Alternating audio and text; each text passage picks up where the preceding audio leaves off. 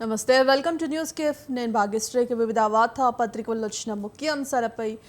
చూసుకుంటే కనుక ముందుగా ఈనాడు ఎడిషన్ చూసుకుంటే ఇది సీమాంతర కుట్ర ఇక జమ్మూ కాశ్మీర్ అభివృద్ధిని సహించలేక ఉగ్రదాడి హంతకుల భరతం పడతాం సూత్రధారులను దోషులుగా నిలబెడతాం ఇక ప్రధాని మోదీ అధ్యక్షతన సమావేశమైన భద్రతా వ్యవహారాల కేబినెట్ కమిటీ స్పష్టీకరణ సింధు జలాల ఒప్పందం అమలు తక్షణమే నిలిపివేత అఠారీ వద్ద చెక్పోస్ట్ను మూసివేత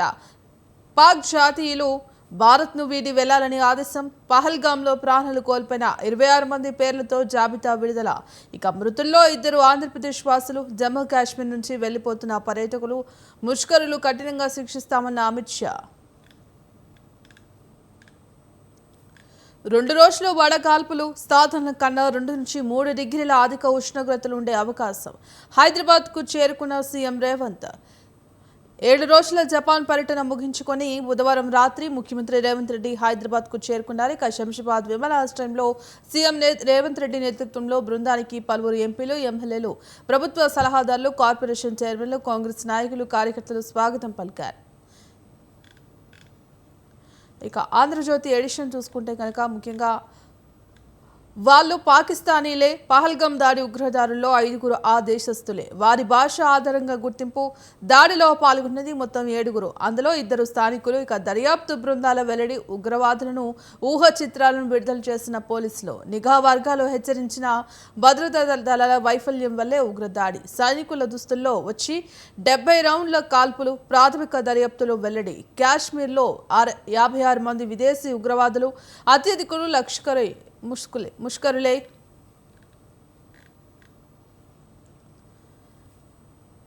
ఆంధ్రజ్యోతి సంబంధించిన ఏపీ ఎడిషన్ చూసుకుంటే కనుక ఇటు చూడమని చెప్పనంతే వారితో నేను తప్పులు చేయించినట్లా కుక్కల విద్యాసాగర్ సాయం అడిగారు ఆ కేసు ఏమిటో చూడాలని రానాకు చెప్పా జత్వాని అరెస్టుకు సహకరించాలని ముంబై పోలీసులను కోరాను రానా గున్ని సిఓఎంకు రాక యదృచ్ఛికమే విచారణ సమయంలో పిఎస్ఆర్ జవాబు అధికారుల ముందు వింత వైఖరి పేరుతో పిలుస్తూ మహానుభావ అంటూ తోచినట్టు వ్యాఖ్యలు మీరంతా దొంగలంటూ రుసురులు ఆ కిరాతకులను వదలం భూగర్భంలో దాక్కున్నా పట్టుకొని శిక్షిస్తాం హత్య రాజకీయాలను సహించేది లేదు టీడీపీ నేత వీరయ్య హత్య కలిసివేసింది చంద్రబాబు మృతి స్వగ్రామంలో నివాళి ఇక ప్రకాశం జిల్లా అమ్మలబ్రోలులో పర్యటన అండగా ఉంటామని కుటుంబానికి భరోసా అంత్యక్రియల్లో పాల్గొన్న మంత్రులు నేతలు అన్ని కోణాల ముమ్మరంగా కేసు దర్యాప్తు పోలీసుల అదుపులో వైసీపీ రౌడీ షీటర్ పొన్నూరులో మరో 3 కృష్ణా జలాల పునః పంపిణీపై కేంద్ర గెజెట్ను రద్దు చేయండి ట్రైబ్యునల్కు అదనంగా ఇచ్చిన టీఓఆర్ చెల్లదు సుప్రీంకోర్టులో ఆంధ్రప్రదేశ్ వాదనలు విభజన చట్టం ప్రకారం ఇప్పటికే కేటాయింపులు వాటిని మళ్లీ పరిశీలించాలనడం తగదు అంతర్రాష్ట్ర చట్టం సెక్షన్ 3తో మాకు అన్యాయం బాబుపై అంగళ్ళ కేసులు మూసివేత నాడు వైసీపీ మోకల రాళ్ల దాడి పైగా ఆయనపైనే హత్యాయత్నం సహా 4 తప్పుడు కేసులను నిర్ధారించి మూసివేస్తున్నట్లు కోర్టుకు నివేదన అనంతబాబు డ్రైవర్ హత్య కేసులో తదుపరి దర్యాప్తు అవసరం రాజమహేంద్ర కోర్టులో ప్రాసిక్యూషన్ పిటిషన్ మృతుడి తల్లి లేవనెత్తిన అనుమానాల ప్రస్తావన మరికొందరు సాక్షులను ప్రశ్నించాలని సాంకేతిక ఆధారాలు సేకరించాలి తదుపరి విచారణకు అనుమతి ఇవ్వాలని వినతి ఇక రాజ్ తోడల్లుడు అరెస్ట్ మద్యం స్కామ్లో 8 నిందితుడిని చాణక్య ముడుపుల వసూళ్లు తరలింపులో కీలక పాత్ర ఇక మద్యం కంపెనీల ప్రతినిధులతో నిత్యం టచ్లో మరో 2 సహాయకులతో కలిసి కలెక్షన్లకు ప్రభుత్వం మారగానే దుబాయ్కి జంప్ తాజాగా రాక వివిధ వార్తాపత్రికల్లో వచ్చిన ముఖ్య అంశాలపై విశ్లేషణ అందించడానికి పొలిటికల్ అనలిస్ట్ వివిరావు గారు ఉన్నారు వివిరావు గారు నమస్తే అండి నమస్తే అండి వివిరావు గారు ఇవాళ చూసుకుంటే ఫార్మా సిటీ అనే భూముల పేరుతో భూముల్లో ఫ్యూచర్ సిటీ చేస్తామని చెప్పి ఇప్పటికే న్యాయస్థానానికి ఇచ్చిన ఇటు ఆ నివేదిక కూడా చెల్లు చీటిగా మారింది ఇప్పటికే అటు ఫార్మా సిటీకి సంబంధించి ఎంతోమంది రైతులు కూడా భూములు ఇచ్చి ఇవాళ కాంగ్రెస్ ప్రభుత్వం మమ్మల్ని మోసం చేసిందంటూ కూడా వారు ఆవేదన వ్యక్తం చేస్తున్నారు మరి ఇప్పటికైనా ఇటు ఫార్మా సిటీ పేరుతో ప్రభుత్వం అనేక మంది రైతుల దగ్గర నుంచి భూములను సేకరించింది అయినప్పటికీ కూడా ఎటువంటి ఫలితం లేకుండా పోయింది ఫ్యూచర్ సిటీ నిర్మిస్తామంటూ కూడా ఎన్నో ఆశలు చూపి వారి వద్ద నుంచి భూములు లాక్కొని ఈ రోజును రైతులను నిట్టనివిలో ముంచేసిన పరిస్థితి కనిపిస్తోంది అంటే దీన్ని ఏ విధంగా చూడొచ్చు అంటారు ఇప్పుడు ప్రస్తుతం ఉన్నటువంటి ప్రభుత్వము కాంగ్రెస్ ప్రభుత్వంలో రేవంత్ రెడ్డి గారి ఆధ్వర్యంలో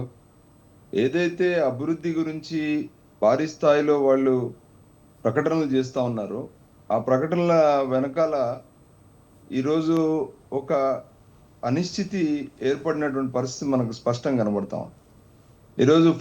భూములు విషయంలో ఎంతైతే భూములు ప్రజా ప్రయోజనం పేరుతోని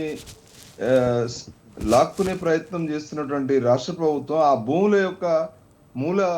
ఆ, ఉద్దేశం అంటే వాటిని అభివృద్ధి కోసం ఉద్యోగాలు ఇప్పిస్తామని చెప్పి, అలాగే అందులో ఆ, కొత్త కొత్త పరిశ్రమలు తీసుకొస్తామని చెప్పి ఎంతైతే వాళ్ళు ఆ పేరు చెప్పి భూములను ఎక్వైర్ చేశారో అంతే ధీటుగా వాళ్ళు ఈరోజు దాన్ని ఎస్టాబ్లిష్ చేసే విషయంలో కానీ, ప్రభుత్వం నుండి తీసుకోవాల్సిన చర్యల విషయంలో కానీ, లేదా ఆయా ఆయా రంగాలకు సంబంధించినటువంటి ఫార్మాసిటీ కావచ్చు, లేదా ఫ్యూచర్ సిటీ కావచ్చు, వాటికి సంబంధించినటువంటి ఆ పరిశ్రమలను తీసుకొచ్చే విషయంలో మాత్రం పూర్తిగా అంటే తీసుకురావడమే కాదు, తీసుకొచ్చే ముందు ప్రజలకు ఆ భూములు కోల్పోయినటువంటి ఆ రైతులకు ఒక భరోసా కల్పించడం, వారికి ఇవ్వాల్సినటువంటి ఆ ఏదైతే కంపెన్సేషన్ ఉంటుందో దాంతో పాటు కోర్టుకి ఇచ్చినటువంటి ఆశ్వాసం, ఇవన్నిటిని కూడా అంతే ధీటుగా వాళ్ళు ప్రస్తుతం ఉన్నటువంటి ప్రభుత్వము దానిపైన ఒక భరోసా కల్పించే విషయంలో కోర్టుకు కానీ ప్రజలకు కానీ ఎక్కడ కూడా వాళ్ళు ఆ భరోసా కల్పించేటువంటి కార్యక్రమాలకు పాల్పడకపోవడం అనేది ఇది మొత్తం మూలంగా మనం ఆలోచించుకోవాలి. ఏం చేస్తుంది ఒక పక్కన ఇక్కడ అక్వైర్ చేసినటువంటి భూముల విషయంలో వాళ్ళు జాప్యమే కాకుండా ఇంకా వాళ్ళు ఈ పూర్తిగా బయట దేశాల నుండి వాళ్ళు కొత్త కొత్త కంపెనీలు తీసుకొచ్చే ప్రయత్నం కూడా చేసే ప్రయత్నం చేస్తా ఉన్నారు. కానీ ఎక్కడైనా కూడా వాళ్ళ ప్రయత్నాలు మనం తప్పు పట్టడం లేదు, కానీ ఆ ప్రయత్నాల్లో ఉన్నటువంటి డొల్లతనాన్ని మనం అందరం కూడా ఇప్పుడు ప్రశ్నించే ప్రయత్నం చేస్తున్నాం. డొల్లతనం ఏంటంటే ప్రతి ప్రభుత్వ యంత్రాంగం ఇలాంటి ప్రయత్నం చేస్తున్నప్పుడు కొన్ని ప్రోటోకాల్స్ అంటే ప్రభుత్వం ద్వారా చేపట్టవలసినటువంటి కొన్ని కనీస కార్యక్రమాలు, తద్వారా ప్రజలకు కలిగేటువంటి ఒక నమ్మకం, భరోసా అనేది ఉంటుంది. కానీ వాళ్ళ ప్రోటోకాల్స్ పాటించని పరిస్థితిలో ఏదైతే ఈరోజు హైకోర్ట్స్ కానీ వీళ్ళు అడుగుతున్నారు, మీరు ఏం చేస్తున్నారు, ఏ రకంగా మీరు చెప్పేదానికి మీరు చేసేదానికి వ్యత్యాసం ఉంది, దాన్ని సాటిస్ఫై చేసే విధంలో మీరు జవాబు చెప్పాల్సిందే అన్నప్పుడు ఈ రాష్ట్ర ప్రభుత్వం దాని మీద దృష్టి పెట్టకుండా పూర్తిగా ఒక హైప్ క్రియేట్ చేసే ప్రయత్నంలో మాత్రమే ఉంది. అంటే ప్రతి చర్య ముఖ్యమంత్రి గారు ప్రభుత్వం తీసుకునేటువంటి ప్రతి చర్య ఒక సోషల్ మీడియాలో హైప్ క్రియేట్ చేసుకోవడం కోసం మాత్రమే పరిమితం అవుతున్నారు అన్నట్టు ఒక భావన కలిగే విధంగా, ముఖ్యంగా ఎవరైతే ఇప్పుడు భూములు కోల్పోయారో వాళ్ళు మాత్రం ఇంకా భారీ స్థాయిలో ఈరోజు నిరసనలు తెలియపడుతున్నప్పుడు వాళ్ళని సాటిస్ఫై చేస్తూనే వాళ్ళకి ఇవ్వాల్సినటువంటి కంపెన్సేషనే కాకుండా వాళ్ళకు ఒక భరోసా కూడా కలగాలి. వాళ్ళు కోల్పోయిన భూములకు నిజమైనటువంటి న్యాయం జరుగుతుంది అనేటువంటి ఒక భరోసా కలిగించే విధంగా ఈ ప్రభుత్వం ఎక్కడ కూడా ఆ చర్యలు తీసుకుపోవడం అనేది ఇలా ఈ మొత్తం వివాదాలకు మూల కారణంగా మనం చూడాలి. వివిరావు గారు, ముఖ్యంగా ఫార్మా భూములని వాడటం చట్ట విరుద్ధం. అలాగే ఆ భూములతో ఈ ప్రభుత్వం దందా కొనసాగిస్తోంది. మరి రైతుల భూములను గుంజుకొని అభివృద్ధి చేయడం ఎంతవరకు సమంజసం అంటూ కూడా ఇప్పటికే రైతులు ప్రశ్నిస్తున్న పరిస్థితి కనిపిస్తోంది. మరి ఎన్నికలకు ముందు ఒక మాట, ఇప్పుడు సీఎం సీటు పీఠం ఎక్కిన తర్వాత మరో మాట అంటూ కూడా తీవ్ర స్థాయిలో ఆగ్రహాన్ని వ్యక్తం చేస్తున్నారు. మరి దీన్ని ఏ విధంగా చూడొచ్చుంటారు? ఇప్పుడు మన ప్రస్తుతం ఉన్నటువంటి రాష్ట్ర ప్రభుత్వం ఎన్నికల ముందు వాళ్ళు ఇచ్చినటువంటి హామీలు ఏదైతే వాళ్ళు ఉచితాలు ఏదైతే వాళ్ళు ఇచ్చినటువంటి హామీల్లో పూర్తిగా ప్రభుత్వం యొక్క దివాలా కోరుతనం బయటపడే విధంగా వీళ్ళు గత 15 నెలల నుంచి వెళ్ళి తీసుకున్నటువంటి చర్యలు చూస్తే ఎక్కడ కూడా ప్రభుత్వంలో ఆదాయానికి సంబంధించినటువంటి విషయాల మీద దృష్టి సారించకుండా పూర్తిగా ఈరోజు కేంద్ర ప్రభుత్వం రాష్ట్ర ప్రభుత్వం ఈరోజు పూర్తిగా దివాలాకోరుగా వ్యవహరిస్తున్నటువంటి పరిస్థితి. ఒక పక్కన ప్రభుత్వం అభివృద్ధి సూచికలు విషయంలో తీసుకోవాల్సినటువంటి జాగ్రత్తలు తీసుకోకుండా పూర్తిగా భూములు అమ్ముకొని ఆ, ప్రభుత్వాన్ని నడుపుకునేటువంటి ఒక దయనీయమైన పరిస్థితిలో ఇలా రాష్ట్ర ప్రభుత్వం నడుపుకోవడం అనేది దీనికి మూలం. మొన్నటి హెచ్ఈ భూములు కావచ్చు, ఈ రోజు ఫార్మాసిటీ, న్యూ సిటీ భూముల చుట్టూ అక్కడ ఉన్నటువంటి రియల్ ఎస్టేట్ దందా ద్వారా ఆ మనం రాష్ట్ర ప్రభుత్వానికి ఏదో కొద్ది స్థాయి ముడుపులు ఇచ్చి ఆ మిగతాది ఆ పార్టీ ప్రయోజనం కానీ లేదా వాళ్ళ ఆ, పార్టీకి సపోర్టింగ్ గా ఉన్నటువంటి వాళ్ళ యొక్క స్వప్రయోజనం కోసం కానీ చేసే ప్రయత్నంలో భాగంగా వాళ్ళు పేద రైతుల దగ్గర తీసుకున్నటువంటి భూములకు గాను వాళ్ళ కళ్ళ ముందే వాళ్ళు ఇచ్చేటువంటి డబ్బు చూస్తే ఒక ఆ వాళ్ళు ఆ ఒక పీనట్స్ అంటే వాళ్ళు ఇచ్చే డబ్బుకి వాళ్ళు అదే రియల్ ఎస్టేట్ వాళ్ళకు అప్పచెప్పి రియల్ ఎస్టేట్ వాళ్ళు వాళ్ళ కళ్ళ ముందు ఆ వాళ్ళు తీసుకున్న డబ్బుకు 10 అంతలు, 20 అంతలు, 100 అంతలు ఎక్కువ డబ్బులు సంపాదించుకుంటుంటే ఏ రకంగా వాళ్ళు చూస్తూ ఊరుకుంటారు. అందుకే ఈ నిరసనలు, ఈ గొడవలు. సో ఈ శంషాబాద్ గతంలో కూడా మీరు చూశారు. శంషాబాద్ ప్రాంతంలో గత ప్రభుత్వాలు ఏ రకంగా ఇలాంటి కొన్ని అభివృద్ధి సూచికల పేరుతో వాళ్ళు ఇచ్చినటువంటి భూములకు కానీ ఆ తర్వాత కోల్పోయినటువంటి అక్కడ ఉన్నటువంటి లంబాడ సోదరులు ఏ రకంగా చాలా సందర్భాలలో రోడ్ల మీదకి వచ్చి వాళ్ళు నిరసనలు తెలియపరిచారు. ఆ తర్వాత వాళ్ళు చెప్పిన దాంట్లో శంషాబాద్ ప్రాంతంలో వాళ్ళు కోల్పోయిన నాటికి వాళ్ళకి ఇచ్చిన డబ్బులు కి వాళ్ళు ఎవరైతే ల్యాండ్స్ గవర్నమెంట్ ద్వారా పొందినటువంటి ప్రైవేట్ సంస్థలు కావచ్చు, మిగతా సంస్థలు కావచ్చు, వాళ్ళు ప్రజా ప్రయోజనం కన్నా రియల్ ఎస్టేట్ ప్రయోజనమే ఎక్కువ లబ్ధి పొందే ప్రయత్నంలో ఒక పక్కన అమ్ముకున్నటువంటి ఆ లంబాడా సోదరులు కాదు, దళితులు కానీ అక్కడ భూములు ఉన్న వారందరూ కూడా అక్కడ కూలీలుగా మారిన పరిస్థితి. లేదా ఎక్కడి నుంచో వచ్చి ఏదో సంబంధం లేని వారు మధ్యలో ప్రభుత్వాలు అడ్డం పెట్టుకొని అధికార యంత్రాంగాన్ని అడ్డం పెట్టుకొని ఏమాత్రము సంబంధం లేని వాళ్ళు వేల కోట్లు సంపాదించుకున్నటువంటి పరిస్థితి మనం స్పష్టంగా చూసాం. అదే పరిస్థితి మరోసారి పునరావృతం అవుతుంది అనేటువంటి ఒక భావన కల్పించే విధంగా ఇలా నిరసనలు జరుగుతుంటే ఆ నిరసనలకి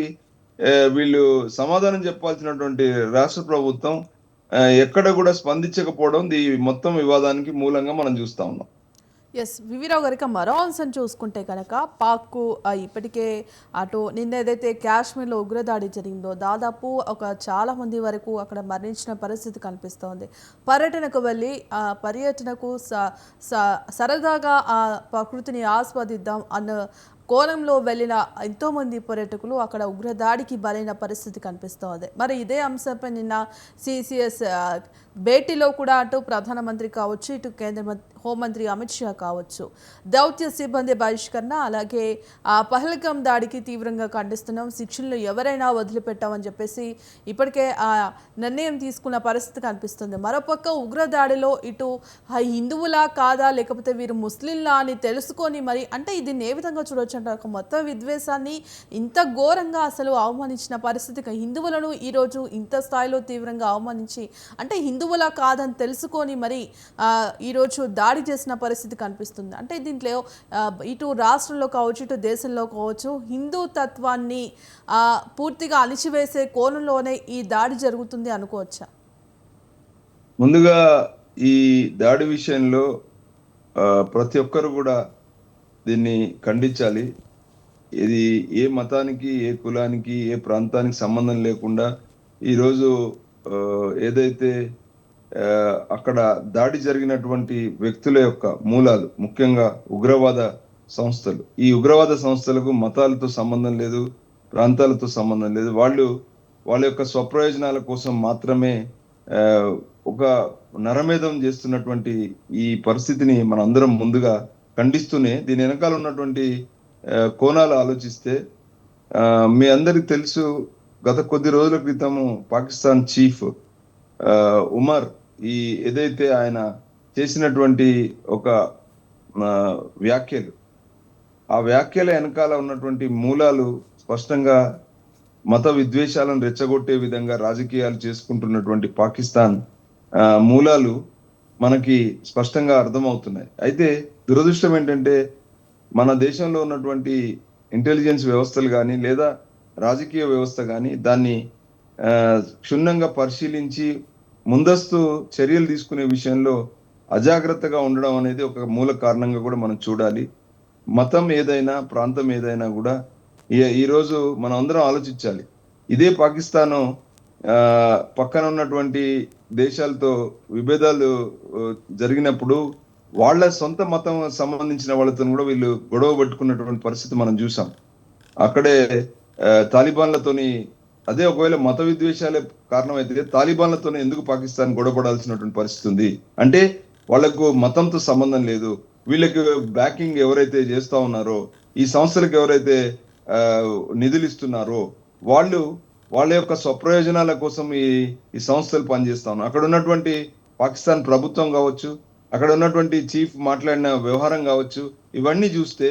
మతాలకు అతీతంగా, మతాల కన్నా మించి ఇంకో వేరే ప్రయోజనాలు వీళ్ళకి స్పష్టంగా కనబడతాం. ఈ రోజు మనం ఒక అడుగు ముందుకేసి మనం ఆలోచిస్తే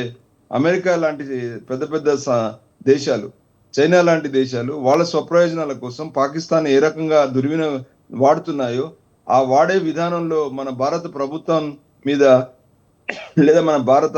ప్రాంతంలో ఉన్నటువంటి కాశ్మీర్ మీద ఏ రకమైనటువంటి వ్యాఖ్యలు చేస్తా ఉన్నారు. వాళ్ళు చేసే వ్యాఖ్యల్లో ఆంతర్యం మనకు స్పష్టంగా అర్థమవుతుంది. వాళ్ళ స్వప్రయోజనాలు మన దేశ ఆర్థిక సామాజిక వ్యవస్థ పైన ఒక ప్రెషర్ క్రియేట్ చేసే విధంగా వాళ్ళు మాట్లాడే మాటల వెనకాల నిజమైనటువంటి మత సమస్య కన్నా, మతాలు కులాల సమస్య కన్నా మతం ముసుగులో వాళ్ళు చేస్తున్నటువంటి ఈ నరమేధానికి వాళ్ళ స్వప్రయోజనాలు వేరే ఉన్నాయి. ఒక పక్కన ఇదే అమెరికా, ఒక పక్కన మనకు యుద్ధ విమానాలు అందిస్తూనే పాకిస్తాన్ కూడా యుద్ధ విమానాలు అందిస్తుంది. ఇంకో పక్కన చైనా కూడా పూర్తిగా పాకిస్తాన్ కు ఏ స్థాయిలో వాళ్ళకి ఈరోజు ఆయుధాలు అందిస్తున్నారు మనందరికీ తెలుసు. మరి ఇలాంటి సంఘటన జరిగినప్పుడు మొసలి కన్నీరు గార్చున్నటువంటి ఈ దేశాల వెనకాల ఉన్న వాళ్ళ యొక్క ఆంతర్యాన్ని మన దేశం కనిపెట్టకపోవడం, కనిపెట్టినా కూడా దానికి ఆ దిశగా తీసుకోవాల్సినటువంటి చర్యల విషయంలో విఫలం అవడం కూడా ఒక కారణంగా మనం చూస్తా ఉన్నాం. ఈరోజు ప్రజల యొక్క సెంటిమెంట్స్ రెచ్చగొట్టే విధంగా వ్యవహరిస్తున్నటువంటి ఈ అంటే పాకిస్తాన్ కు మరి పెద్ద దేశాలకు ఉన్నటువంటి ఆ సంబంధాలను కూడా మనం బహిర్గతం చేయకుండా పూర్తిగా ఏదో తప్పుదో కొన్ని విషయాలకే పరిమితమై ఈ సెంటిమెంట్ వ్యవహారాన్ని, మరి రాజకీయ వ్యవహారాన్ని క్షుణ్ణంగా పరిశీలించకుండా ఈ రెండిటి వెనకాల ఈ బ్లాక్మెయిల్ టాక్టిక్స్ ను ఓపెన్ గా మనం డిస్కస్ చేసుకోకుండా వాటి వెనకాల ఉన్న ఆంతర్యాల పైన రాజకీయ నిర్ణయాలు చేయకుండా పూర్తిగా ఇప్పుడు జరుగుతున్నటువంటి ఈ చర్యలు ఏదో కంటి తుడుపు చర్యల్లా కాకుండా ఈరోజు కాశ్మీర్ చాలా కాలం తర్వాత ఒక ప్రజాస్వామిక ప్రాంతంగా అక్కడ ఎలక్షన్స్ లేకున్నా ఎలక్షన్స్ తీసుకురావడం, ప్రభుత్వం తీసుకున్న కొన్ని నిర్ణయాల ద్వారా ఈరోజు అక్కడ సక్సెస్ఫుల్ గా స్టేట్ ఎలక్షన్స్ కానీ అక్కడ జరుగుతున్నటువంటి ఎన్నికల్లో ప్రజల యొక్క భాగస్వామ్యం పెంచడం ద్వారా ఒక కొత్త ప్రజాస్వామిక వాతావరణం ఏర్పడిన తర్వాత ఏదైతే అంతర్జాతీయంగా ఉన్నటువంటి పెద్ద దేశాలు కావచ్చు లేదా వాళ్ళ ముసుగులో పాకిస్తాన్ లో ఉన్నటువంటి ఈ ఇప్పుడు అక్కడ ఉన్నటువంటి వీళ్ళందరూ కూడా ఉగ్రవాద సంస్థలన్నీ కూడా ఈ కాశ్మీర్ లో జరుగుతున్నటువంటి అభివృద్ధి వాళ్ళ స్వప్రయోజనాలకు అడ్డుపడుతున్న విధంగా వాళ్ళు